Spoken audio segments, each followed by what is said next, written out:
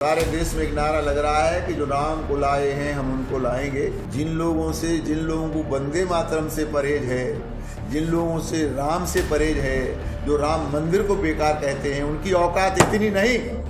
मैं चैलेंज करता हूं प्रोफेसर राम गोपाल को कि किसी मस्जिद को कैसे बेकार है, जामा मस्जिद को कैसे बेकार है।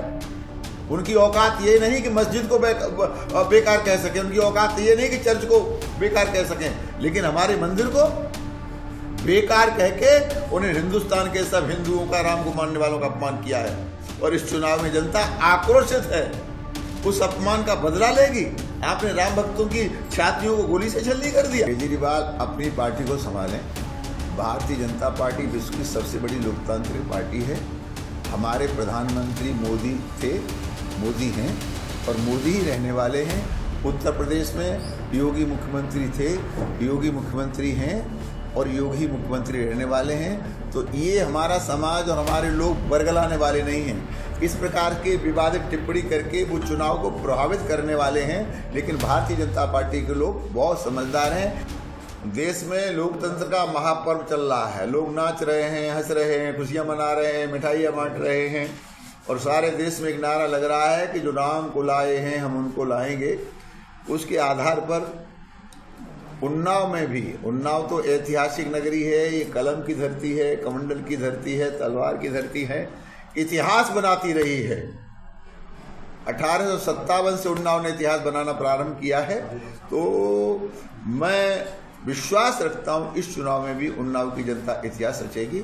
और 5-10 साल तक मैंने जो अपने जनता की सेवा की है उसका पारितोष मुझे उन्नाव की जनता अवश्य देगी। महाराज जी, जनता से क्या कहना चाहेंगे कि जब मतदान करने जाए तो अपने दिमाग में क्या, कौन से मुद्दे रखते हैं? देखिए, मतदान करते समय नेताओं को नहीं, उस पार्टी को, उस नेता को दिमाग में रखना चाहिए जो राष्ट्र के लिए, पहले राष्ट्र, प्रथम राष्ट्र। हमारे आज़ादी दीवाने लोग शहीद हो गए, फांसी पर लटक गए। तेरा वैभव अमर रहे माँ, हम दिन चार रहने रहे।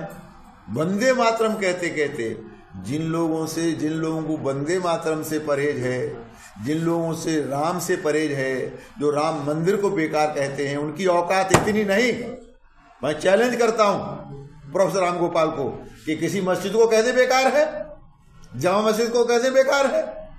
उनकी औकात ये नहीं कि मस्जिद को बेकार कह सकें, उनकी औकात ये नहीं कि चर्च को बेकार कह सकें, लेकिन हमारे मंदिर को बेकार कह के उन्हें हिंदुस्तान के सब हिंदुओं का, राम को मानने वालों का अपमान किया है। और इस चुनाव में जनता आक्रोशित है, उस अपमान का बदला लेगी। आपने राम भक्तों की छातियों को गोली से छलनी कर दिया, शरीर को पानी को लहू से लाल लाल कर दिया। और आप ये कहते रहे हमें आवश्यकता पड़ती तो और भी हिंदुओं को हम गोलियों से मारते। और आज जब मंदिर बन के तैयार हो गया, 500 साल का झगड़ा खत्म हो गया, माननीय सुप्रीम कोर्ट ने आदेश कर दिया और विश्व और हिंदुस्तान के माने हुए दैवज्ञों, पंडितों से मुहूर्त निकलवा के मंदिर का निर्माण हुआ। 11 दिन तक केवल नारियल का पानी पी करके उपवास किया भारत के यशस्वी प्रधानमंत्री मोदी ने। उसके बाद भी समाजवादी पार्टी कहती है मंदिर बेकार है।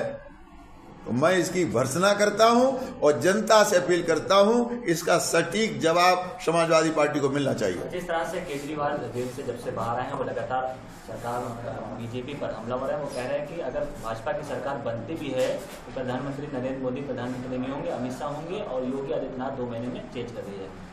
केजरीवाल अपनी पार्टी को संभालें। भारतीय जनता पार्टी विश्व की सबसे बड़ी लोकतांत्रिक पार्टी है।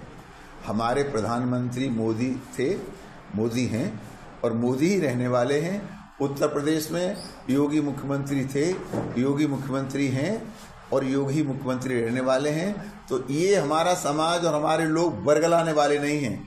इस प्रकार के विवादित टिप्पणी करके वो चुनाव को प्रभावित करने वाले हैं। लेकिन भारतीय जनता पार्टी के लोग बहुत समझदार हैं, इन किसी के बहकावे में आने वाले नहीं। आज कन्नौज की सीट पर भी वोटिंग हुई, अखिलेश यादव वहाँ से प्रत्याशी हैं। क्या लग रहा है अब क्या होगा अखिलेश यादव का? जब हमने कह दिया अब की बार 400 पार, उत्तर प्रदेश में 80 पार, तो अखिलेश अपने आप हारेंगे।